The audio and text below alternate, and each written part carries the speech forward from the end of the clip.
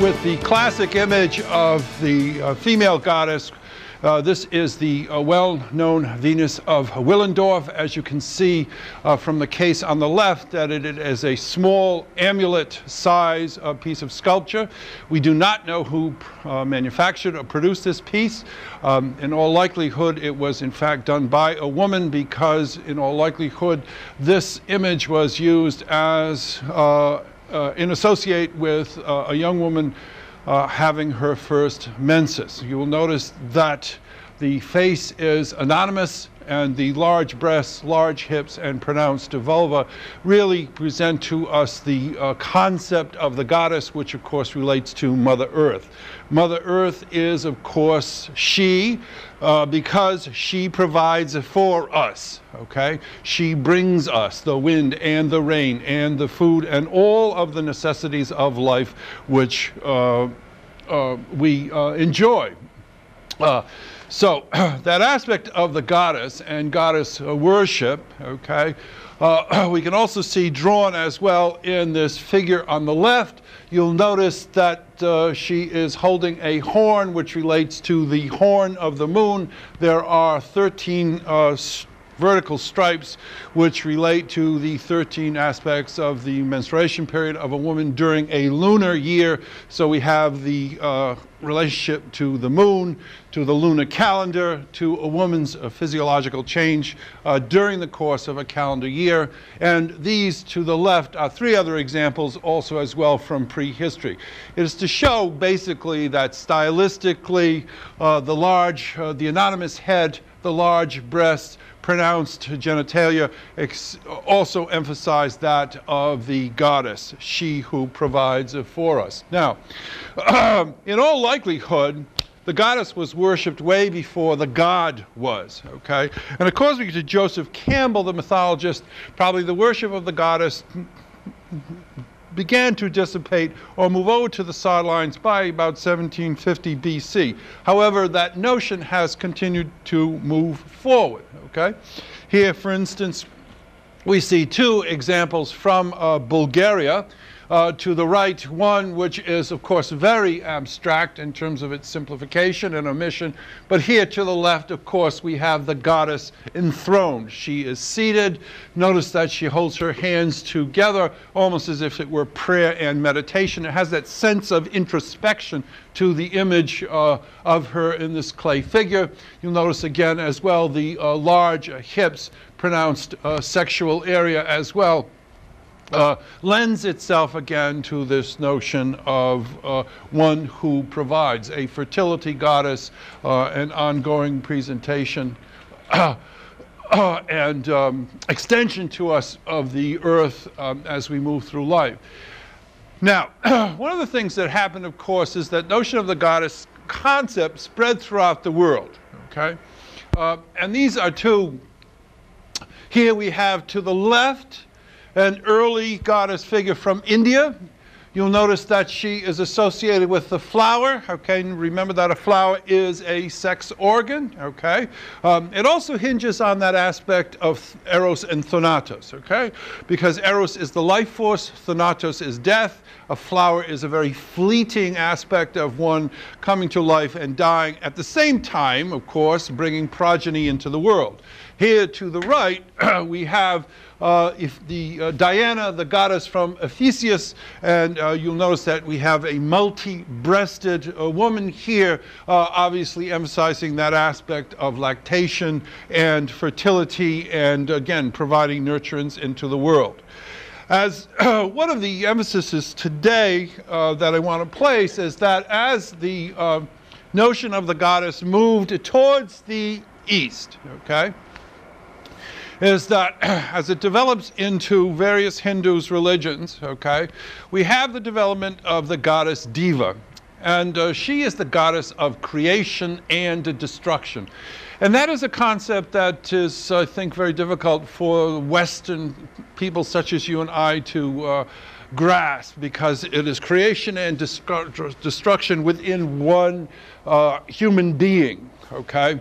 This is not Diva. This happens to be Durga in the act of destruction, okay, an associate of Diva. Unfortunately, somehow I slipped up and I didn't get some slides of Diva to share with you, but it gives that same concept and idea in many respects, okay?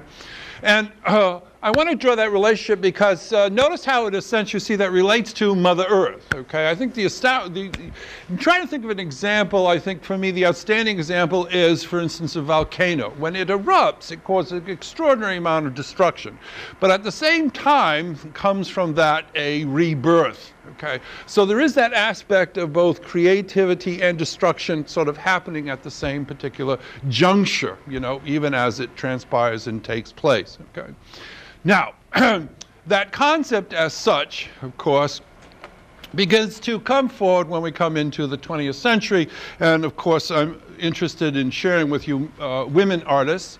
And we come to this young woman here on the right by the name of Hannah Hoch, H-O-C-H. She was the only woman in Germany was associated with the Dada movement, okay? Now, interestingly, right away, the Dada movement was to be anti-art, okay? But they produce art which is to be anti-art. So again, we have this kind of creative, destructive aspect within something that artists are producing and bringing into the world. I would also like to make that analogy as well to the artist in terms of production. When she is standing before her easel, okay, she is not only making the thing that is in front of her, but she is also going to stand back and criticize it, okay? So the artist is constantly in that dual role of both the maker and the destroyer of the work, obviously bringing it eventually to a conclusion and a totality, okay? So Hannah Hoch, this one woman who was part of the Dada movement in Berlin, specifically in Germany.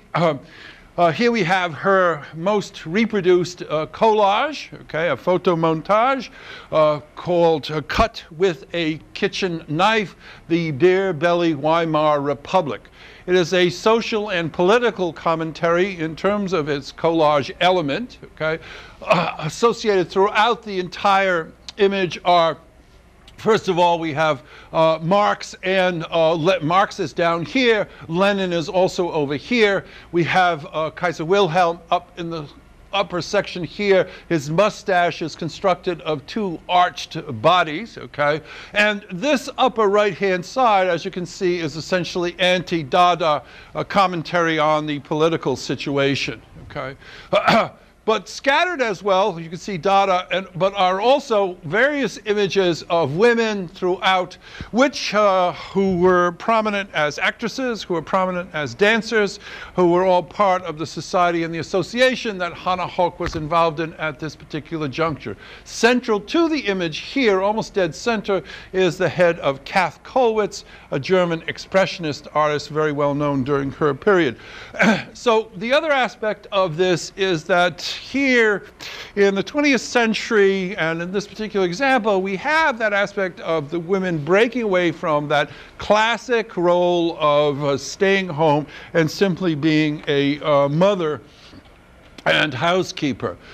We see this as well here in this collage called Dada Ernst, and it is E-R-N-S-T, which is taken from the Max Ernst, the German Dadaist, but it's also turned around in terms of words. It's earnest Dada. I mean, Dada being very earnest in terms of its thrust into the world, okay? Again, notice we have this play of female imagery, the splayed legs. We have the notion of flesh pitted against metal. We also have this assertive gymnast in the front, but at the same time we have woman as muse off to the left. So we have this exploration of female imagery. Here, for instance, on the left, Dada dance. And one of the aspects of the exploration of collage by Hannah Hoch becomes very extensive. size comparison. We have this juxtaposition. There is a sense of pleasure. There is also a sense of ambiguity. There is humor. There's also a sense of, there's a real sense of ambiguity, I think, in a lot of these collages. They seem to be one way, or it could be this, it could be that. And even though these were done like in 1915, I think that sense of ambiguity is still there. For instance, this one, which is entitled Equilibra, notice that we have almost this interchange of male and female, okay? Which is which, okay? It raises questions of gender, okay? And part of that may have, of course, I mean, that's an ongoing discussion. I mean, that's one of the things that was raised in the 60s in terms of the women's liberation movement, okay? Is the part of gender in relationship to society, okay? And in Hannah Hoch's case, because at the time that she was working in Berlin, she was a long-standing mistress to Raoul Hausmann, who was married and part of the Dada movement. They eventually separated because he would not leave his wife. She then met a woman writer, Danish woman, Thiel Bruggen, and moved in with her. They went off and lived together in Denmark for a number of years, came back to Berlin. They eventually separated, and then she eventually met a man who was about 20 years younger and married him. So in her own personal lifestyle, she had experienced various sexes, various ages, various relationships. And in a way, we get that same kind of ambiguity in terms of her image here. She also explores that aspect of beauty, where, as you can see, she collages Western images and combines that with images she has taken from an ethnographic museum. As you can see, for instance, here, obviously you easily recognized Western Caucasian, which is then balanced with part of a mask from an ethnographic museum. We also have this as well. Notice how she establishes this as a sculpture on a podium, and then we have this incredible play of kind of the classical notion of Western beauty, if you will, against the idea of beauty and also of a shaman from Africa, okay? Here we also see as well that same idea explored in this particular collage. And here again, notice that sense of ambiguity, which relates to Marlene Dietrich, whose sexuality was always kind of in question in many respects.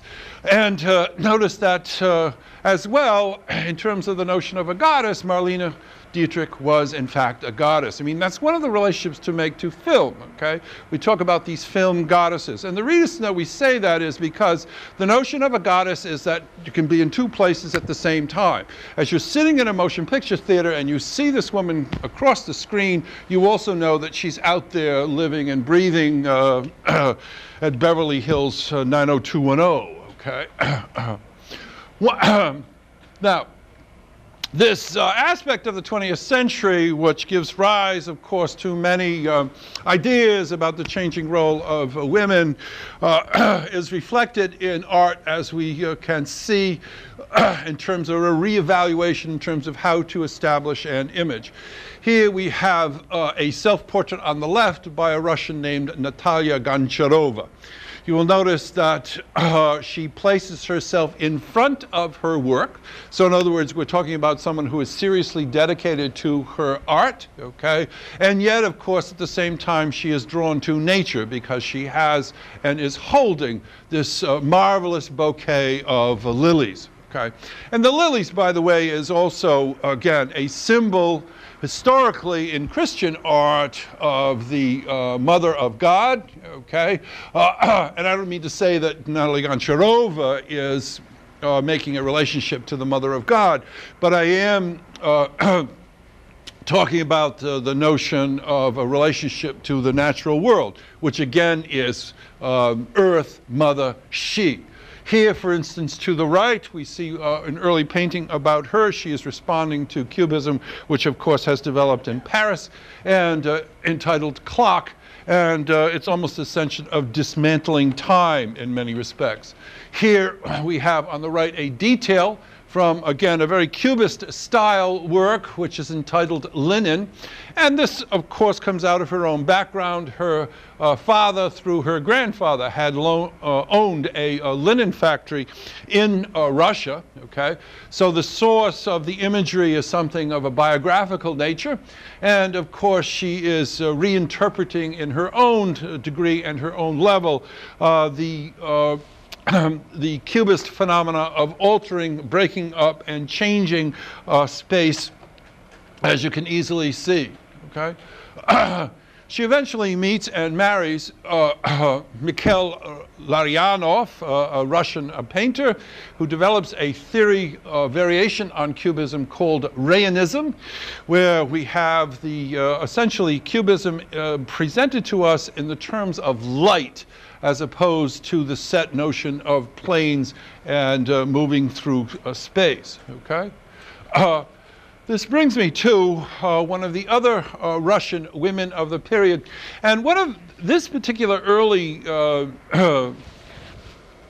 to the Russian Revolution, prior to 1917, okay, as Cubism moved out of Paris and throughout the world, the Russian artists reacted, and there were, as you will see, not only Goncharova, but here we have Lyubov Popova, a series of women artists who rise within the art world. And make major contributions at this particular juncture in time. These two early pieces by Lyubov Popova are very classic examples of cubic construction, okay? And here we have as well that same kind of extensiveness. Notice that as Braque and Picasso, being in France, had used French words, you'll notice that, of course, here the Russian artists use Russian words. On the left, we have the traveler, and here on the right, we have a dyer's shop. Again, a reference to the world of the milliner, which Lyubov Popova was very familiar with. You'll also notice that being Russian, the colors are very dark. They're also very rich. There are kinds of images that one, the kind of color that one can really get a hold of and really delve into. Here on the left, we have a self-portrait by Lyubov Popova. Excuse me. And here on the right, a painting which, as you can see, Cubism and Futurismo, which she has picked up as an idea from Italy, which she is exploring and expanding. And of course, these, again, deal with that aspect of Cubism and the shifting quality of planes. But this changing aspect of Russian art moves rather rapidly. Okay? From the notion of making an image which alters space, okay, they slowly are beginning to want to make things that are real, okay? And it's not only for the women themselves, but also for the male contingents. And one of the things that happens is that the paintings begin to flatten out, and they begin to give us a greater sense of a structure as opposed to perhaps this ambiguity of planar space that we saw with Cubism. So as we move through Lyubov Popova's work, we begin to see work which tends to be much more architectural, has a greater strength and structure to the image that she develops, and eventually moves to have an which does not show in the slides, a lot of textural quality to the surface of her paints. She would introduce sand, she would introduce marble dust to give them a greater sense of reality. And eventually moves from that into really very strong and powerful illusionistic space, as are in these particular examples. Unfortunately, she died young, and her career was obviously cut short. Okay? One of her compatriots was another Russian woman by the name of Olga Rasanova, and unfortunately I only have these two slides to share with you very briefly. Both, again, done in a very Cubist fashion.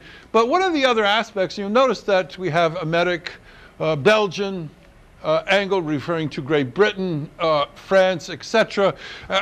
And this use of the words is essentially, again, relating to the entire planet, not specifically Russian. So again, it makes that sort of relationship, if you will, to the notion of the entire planet. Okay? This brings us to Varvara Stepanova. And here on the right, we can see Varvara Stepanova with her husband, Alexander Rodchenko. We also have on the left an early self-portrait, as you can see. Again, a variation in terms of a Cuban expressionist, okay? I also was able to get this slide because you'll see it comes from this particular example here. You'll notice that her sense of Cubism here presents a very strong structural quality as versus some of the other examples you have seen earlier. So this is a style which Varvara Stepanova explores for a goodly period of time, as we can see. But one of the things that has happened, okay, of course, when the Russian Revolution occurred, okay, one of the things that these artists wanted to do was to use art for the revolution and for the people. Okay? They had they believed in communism and the idea that, you know, we could have this kind of communal state. We could really help each other out. And art could function in terms of doing that. For instance, one of the ideas that a number of them have was to have set up throughout all of the USSR art communities where people like you and me could go, we could make things, manufacture things, and have a very vital kind of creative life and creative spirit. Okay? It didn't work out that way, obviously. All right. But in terms of their work, okay, when they realized that, then they began to turn their thoughts towards producing things of a practical nature. And that's what we have here. As you can see, these are two photographs of Varvara Stepanova. And adjacent to her are designs for fabric. She designed a number of particular costumes for particular sports like a soccer costume, basketball costume, etc. Okay? But here I wanted to show you a series of her designs for a fabric, which are very eye-popping and optical. Now, these are done in the 1925, 26, 27, and they really are in advance of the kind of hard-edged geometric painting that we see in New York in the 1960s. I mean, it really is a precursor to much of that style and imagery that comes about then. Here again, we see these wonderful play of color, very eye-popping, very geometric, very optical in terms of their quality, produced, manufactured, and sold, obviously, to the Russian people, okay? And again, it's that idea of taking art out of the ivory tower, if you will, and using it as a very strong application to everyday life. This also took place in terms of other pragmatic outlets. For instance, here on the left, okay, is a poster which is encouraging people to read to their children and get their children to read, okay? The whole notion of educating Russia, okay, an aspect of the revolution. All right. And the thing I just want to make clear, because today this kind of image, you know, we would take probably for granted. I mean, there's such an onslaught of TV, music, movies, videotapes, newspapers, magazines, billboards, that you and I take for granted this kind of onslaught of visual information that we have today. But at the introduction of combining, for instance, here to the right, this photo montage of, as you can see, massive amounts of people. Here, the large image of Lenin against this very flat electrical design, again with the speakers off here to the right, was very innovative, a new design element, a new way to present imagery. And of course, this one is selling the whole notion of the 5-year plan that Lenin had instigated. Okay, so and of course here what art is used for the cause. Today, you know, we would probably think of it in terms of propaganda, but at that particular time, they Varvara Stepanova and the others really thought about it in relationship to the good of communism. Here, for instance, designing books with her husband. You know, this double page, okay? And this is, you know, again, we take this for granted today, but this was fresh and new in terms of book design, that it would open up and we'd have this circle in the center. Notice the wonderful composition, how it shoots here and it shoots here, that it's balanced here and balanced to there, okay? Here, for instance, on the right, okay, once again, this would open up, and it would open up in a clever fold, and this parachute would just open up. Okay? I mean, we're very used to children's books today, which we fold out and they pull things and whatever. But this is, as I say, this is like 1927. This is real early in terms of book design. Okay? Or here again, as well, other aspects of book design. Notice the play here, the kind of balance of this to this and this to this. Okay, a wonderful sense of the double page. Okay, just as, for instance, here, this folds back and this unfolds. I mean, as you can see, these two pieces that are like arrows, which again you flip and then you unfold. Very inventive, very progressive. Again, far ahead of time in terms of the inventiveness of book design. Now, one of the other outgrowths of well, to make a jump, okay, from Russia to Italy to Mexico, okay, well, actually from Russia to Italy to the United States to Mexico, we come to a woman by the name of Tina Modotti.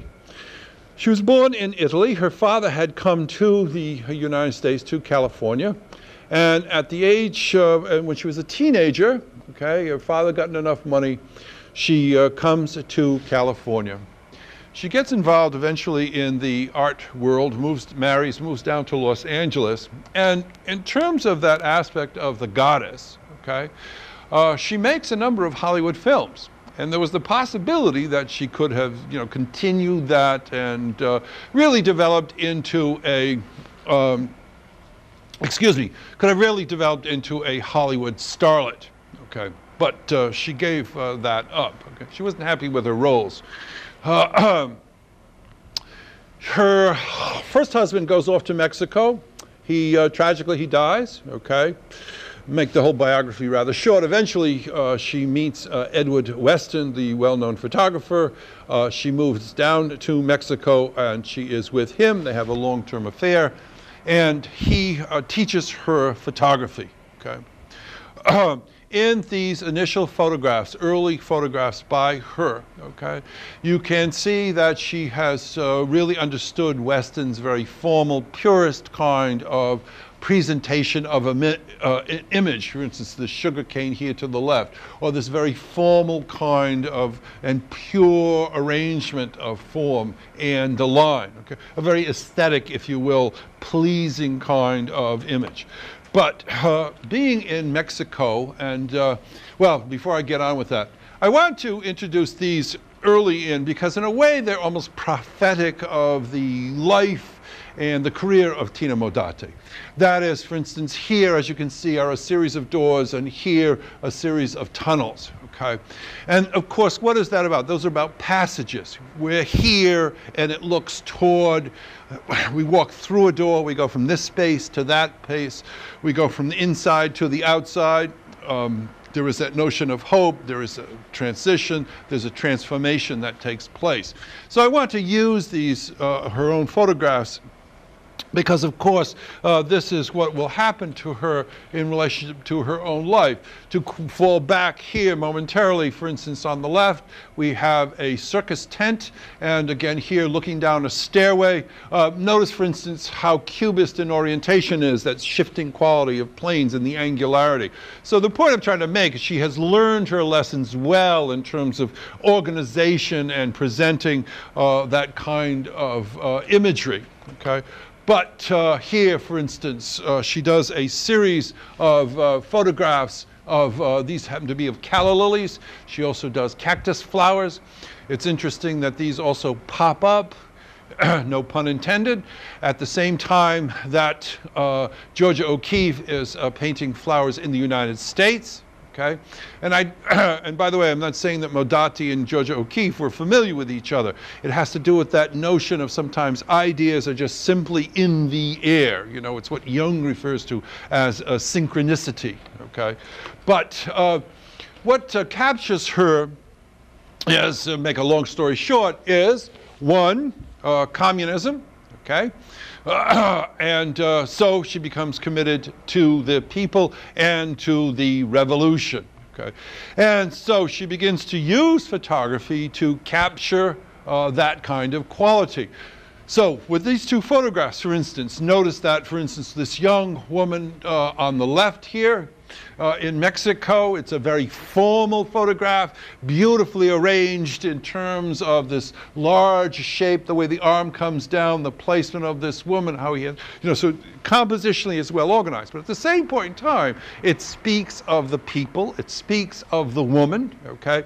And in some respects, it's almost as if the worker here is given the halo. Like a Madonna, you know, it has that can have that kind of association. Or for instance here, obviously looking across the crowd of these workers, and it is paying homage to the anonymous worker, which of course is a strong aspect of communist thought, okay? Here, for instance, to the right, again, beautifully cropped, this wonderful image of the mother with the child, okay? And obviously we're talking about peasant here. I mean, there's no, you know, we know this is not upper middle class America. I mean, we may not be able to pinpoint it in terms of Mexico, but we do know that it is a peasant class by the very aspect of the image. Or here, for instance, obviously these are the hands of a working individual, okay? This is someone who goes out in the, I mean, we can obviously see the shovel or the tool, but as just by the very nature of the hands, it emphasizes the aspect of the worker here, okay? And of course, these become outrageously insistent upon not only the worker, but in many respects communism. I mean, notice we have the sickle and the corn on the cob, the maize, and then also the bandolier. And of course what? I mean, this really, it brings together that notion of the worker rising, taking over. You need food, you need to fight, you need to harvest. Very similar to the hammer and sickle we know in Russia. And here the young woman with the flag, how potent this is, a sense of a power of the people in many respects in terms of how the image is brought forward. Here, for instance, obviously a well-known juxtaposition. I mean, you know, I do not read Spanish, but it's obviously, you know, we have a servant and a tuxedo, and this is a very upper class, expensive, money, rich, wealth, juxtaposed to someone who is obviously down and out. I mean, there's no question about the discrepancy between the have and the have-nots, okay? And here, for instance, looking down on El Machete, the revolutionary newspaper, where we have the peasants joined together to get the latest information. This is a photograph of one of her compatriots, a man named Mella, who was a writer and a revolutionary who was shot, assassinated in 1929. Okay? And to the left is a photograph of his typewriter. Okay? And the typewriter, I mean, obviously you can make the comparison, but, you know, by presenting the image in this way, not looking at it straight, notice that what happens is she catches it at an angle here, okay? And there's paper still in it with some words. So in other words, it's in the process. The message is in the process, okay? And by the very nature of it being angular here, it gives a sense of abrasiveness, okay? That is, you know, when we see an image which is sort of horizontal and vertical, okay, we have a sense of calmness and quiet about it. But when we have images that have this sense of angularity, okay, it gives that sense of agitation. And of course, obviously, we also have just a piece of that as well. So it lends itself. So interestingly enough, the typewriter, really speaks. It is Mellor's typewriter, by the way, and so it really speaks of this, as I say, this gentleman who was assassinated in the cause of communism. Okay. Also in Mexico at the time is Frida Kahlo, which we have a photograph here of by Imogene Cunningham. Okay. And Frida Kahlo, as a young woman, okay, meets the well-known Mexican muralist Diego Rivera, okay, and eventually they marry. And this is her painting of Frida and Diego when they are married. Okay, you'll notice that she assumes the guise and role of the Indian woman native to Mexico. Okay, that was part of her heritage, not completely. Okay, to the right here we have her portrait of her father, who was of German ancestry, and he was a photographer. And we can see his camera here in the background. And the double portrait here of Diego and Frida at their wedding, you can see he was a very large man. She holds his hand very tentatively. It's not really tightly gripped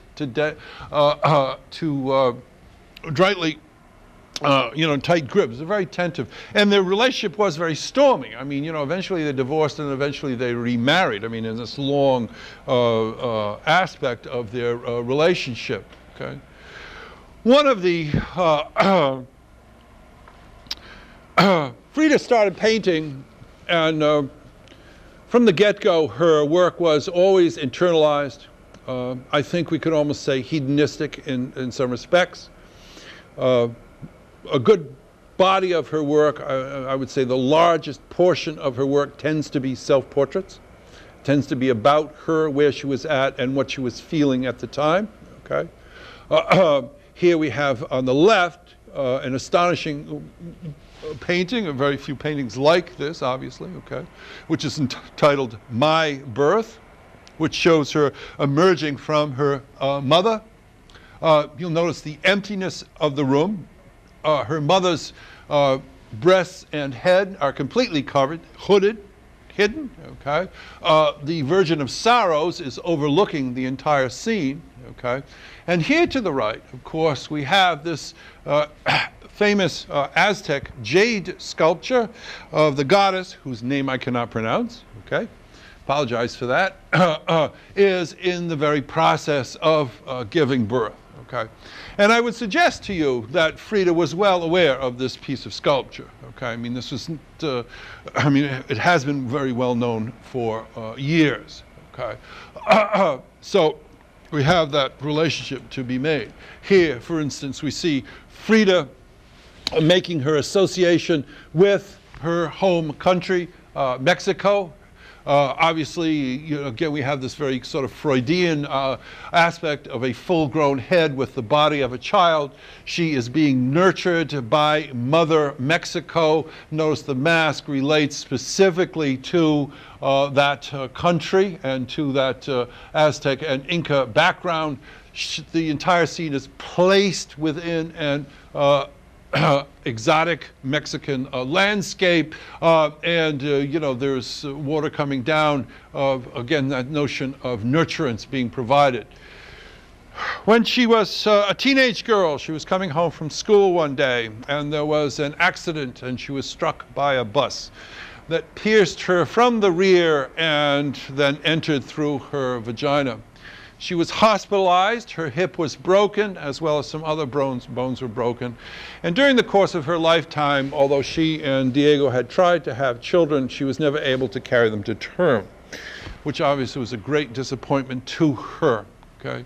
At one particular point in time, she was in Detroit with Rivera, who was producing a series of murals. And this is her painting, which deals with her abortion. Okay, the snail is a symbol of the slowness the miscarriage she had. Got the slowness of the process, the child that was lost, the orchid, which is, again, can be symbol of the flower, female sex. This obviously reverts to her pelvis, which was initially pierced and broken, as I say, when she was a child, okay? Here, for instance, we have on the left, again, a self-portrait which speaks of the pain and also the series of operations that she had to have over the course of the years. The Greek column broken, of course, refers to her spinal column. She gives us X-ray vision. Her body is pierced with all of these nails, etc., which relate to the aspect. This is not acupuncture, right? This is not the release of pain, but the feeling of pain. And notice how she sets herself in this landscape, which again is very fractured. It is very desolate. You know, there's a sense of aloneness and separateness in many respects, okay? Tears are streaming down. And here to the right, eventually confined to the wheelchair, her portrait of one of the doctors that had helped her and operated on her. And notice how her palate becomes a heart and blood drips from her brushes, okay? And so re-emphasize this aspect of a very being involved very much with self in terms of image and what she produces as an image. Okay. Frida Kahlo did not think of herself as a surrealist. Okay. She just painted what she wanted to paint. And when André Breton, the Pope of Surrealism, met her and saw her work when she and Diego were in Paris, called her a surrealist, and he did have her exhibit a couple of times with the other surrealists. Excuse me. These two images, by the way, in terms of her life, as you can see here, Diego on my mind, where her third eye becomes Diego and shows her absorption in him, okay? Whereas, of course, he has a legitimate third eye. Here, for instance, this particular painting is a tribute to Leon Trotsky, who had moved to Mexico, and she had had a long-term affair with Leon Trotsky. But I got sidetracked to get back to this aspect of surrealism, which comes into the 20th century. In 1924, we have the Surrealist Manifesto written by André Breton and published, okay? This exploration of the dream world, the unconscious, subconscious world, okay? And so Frida Kahlo sort of like comes in the back door. It's not like she started with this ideology and then moved into it. She painted essentially what she wanted to paint, and then was later termed a surrealist. But there were other artists who are or were legitimately associated with surrealism and claimed from the very beginning. One of them is a woman by the name of Kay Sage. She was married to a painter by the name of Yves Tanguy. And here we have, I don't have as many slides of her work as I would like to share with you. But here we have two of her examples. The very mysterious and provocative. You'll notice that one, she uses very cool, almost neutral colors. We don't have reds and greens and oranges, except, you know, they have these very neutral gray colors being used by Kay Sage. We have this expansive, notice that the sense of space here is kind of like an otherworldly kind of space. I mean, a dream world, the space in a dream world is not like this kind of space, okay? In one sense, you can almost say that these don't even have infinite space, because infinite space is like looking out in a way. Dream space is more amorphous, you know, it has that kind of quality. And if it's not completely captured, actually, obviously, Kay Sage is driving at that particular juncture, okay? Notice that, for instance, here, this piece tends to lend itself almost as if there's a figure wrapped up in here. I mean, we can see the post, but it also somehow lends itself to a figure. And then, of course, we have these geometric elements here in the background. So it really lends itself to an otherworldly quality. This particular painting done by Kay Sage in 1956 is really a self-portrait.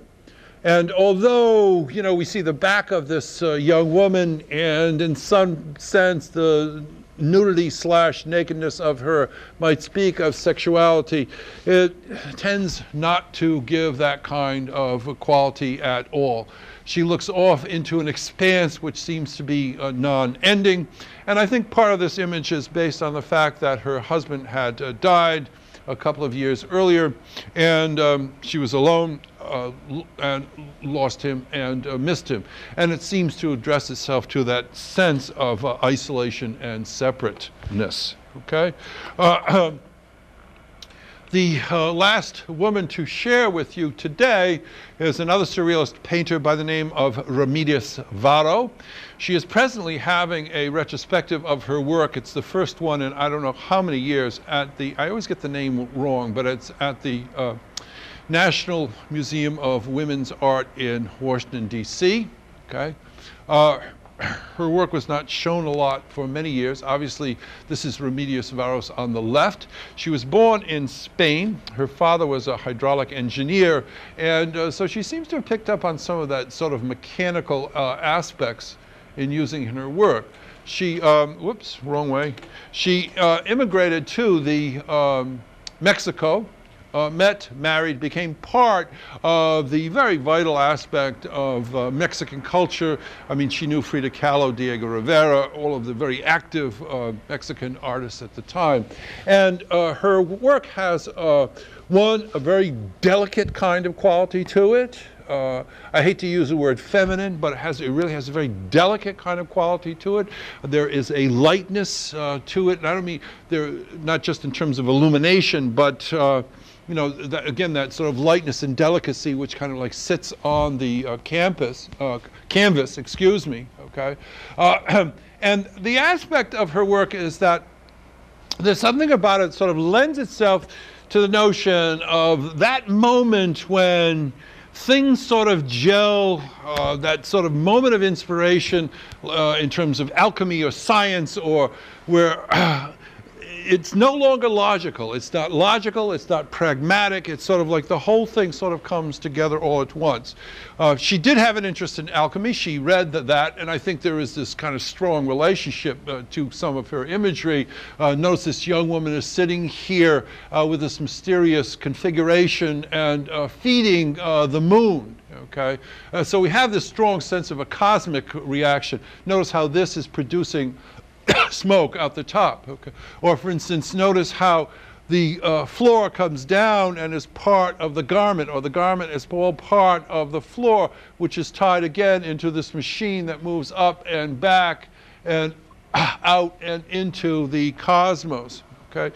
Perhaps the easiest one to show that kind of relationship of this impractical, illogical, but awareness that, you know, who and what we are made up of stuff of the universe. You know, it could be stars and other possibilities, is here. This one is the most reproduced, I think, where we have this kind of chemical device that's sort of pulling stuff from the universe down into, notice the egg, which is a symbol of fertility, okay, which then pops out colors here onto the palette, okay, where she uses these colors to produce birds, where again are tied into the light and the magnifying glass, and the birds, of course, are eventually freed and move off. So we have this whole sort of very mysterious kind of process, okay? And it's tied into the music and the violin, which she wears around her neck, okay?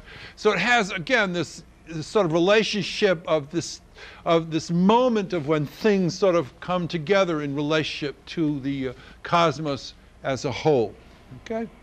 That's all I got. Thanks a lot.